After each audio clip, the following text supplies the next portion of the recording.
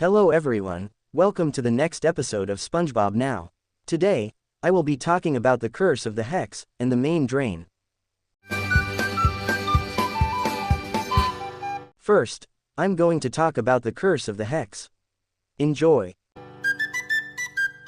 The episode starts on one stormy night, with customers leaving the Krusty Krab with an umbrella but end up getting carried away with the strong wind.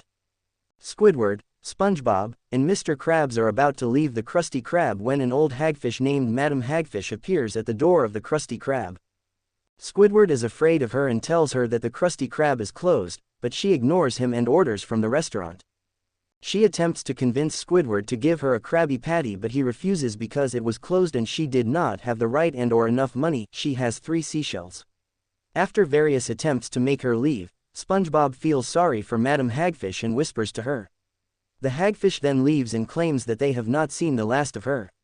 She then leaves along with the storm and Mr. Krabs questions SpongeBob on what he whispered and makes a joke. SpongeBob then laughs suspiciously. Later, when the Krusty Krab closes, SpongeBob secretly goes behind the Krusty Krab to give the hagfish 2 delicious Krabby Patties before being caught by Mr. Krabs. It is revealed that was what SpongeBob whispered to the hagfish. Mr. Krabs yells at SpongeBob and takes the patties from him. The hagfish becomes furious and chants secret words along with the phrase, "I hereby curse the Krusty Krab," which supposedly puts a curse on the Krusty Krab before flying away. SpongeBob becomes very worried about this, but Mr. Krabs says that it is a bunch of nonsense.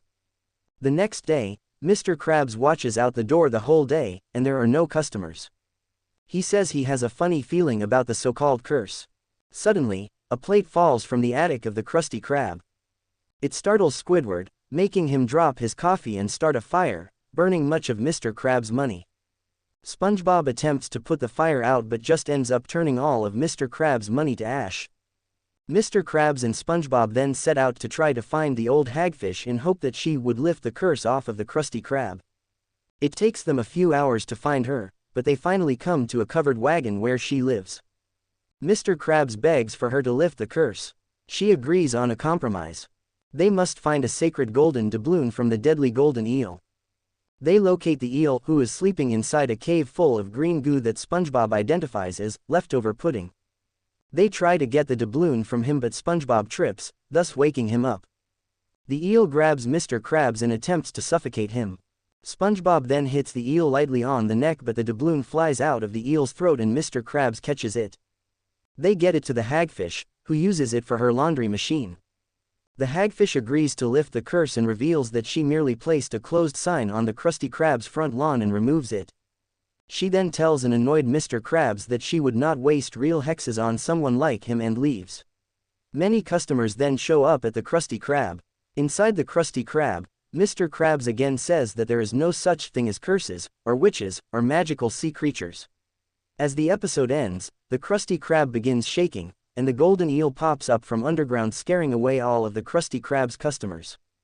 Next, I'm going to talk about the main drain. Enjoy.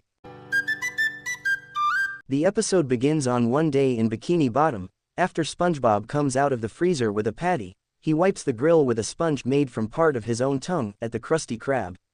He proclaims that it is freshly clean and tries to convince a customer to eat a Krabby Patty that was on the grill. When SpongeBob goes back inside to cook the patty, the customer asks Squidward why he does not want a Krabby Patty, and he replies that he has seen what SpongeBob cleans the grill with. It goes back to SpongeBob, who is on his way to the freezer for a patty when he slips on a puddle of water. Upon closer inspection, SpongeBob observes that the puddle is coming from the sink, which is clogged with water. As he is trying to figure out how to unclog the drain, Patrick comes in and slips as well. He helps SpongeBob try to pull the drain plug. Eventually, Mr. Krabs overhears them trying to pull the drain plug and stops them before they have a chance. He tells them the story of the main drain. He tells them that there was a plug that 2 kids apparently pulled long ago that ended the world of Bikini Bottom. When they ask him where it is, he becomes nervous and tells them to go away. The 2 go outside and SpongeBob accidentally steps on Plankton. He peels him off his shoe and then they ask him about it. He becomes nervous as well and tells them to go away.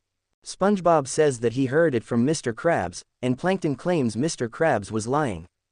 They ask him where it is. They once again do not get the answer. They turn to Old Man Jenkins, but he yields no results. They then go on an adventure to find the plug by dragging Patrick's house around. Just before they pull the plug, Mr. Krabs and Plankton stop them and tell the real story of how they were responsible of pulling the plug when they were best friends and kids. They explain that they lied because they did not want SpongeBob and Patrick to look for it and unplug it for their same fate.